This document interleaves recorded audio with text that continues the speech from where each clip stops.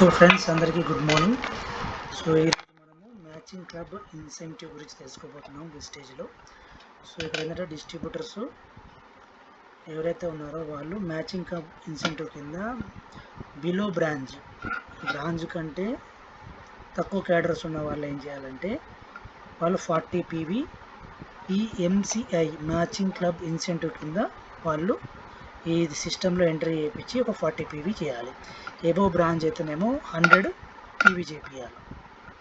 So UCD DUCD వచ్చేసి 300 PV చేయించుకోవాలి. So ఇది మ్యాచింగ్ క్లబ్ ఇన్సెంటివ్ గురించి అది మినిమం క్రైటీరియా. మనం దానిలో ఎలిజిబుల్ కావాలంటే ఈ కోడ్ ఉపయోగించండి. MCI మ్యాచింగ్ క్లబ్ ఇన్సెంటివ్ 001 అని బట్టి మీరు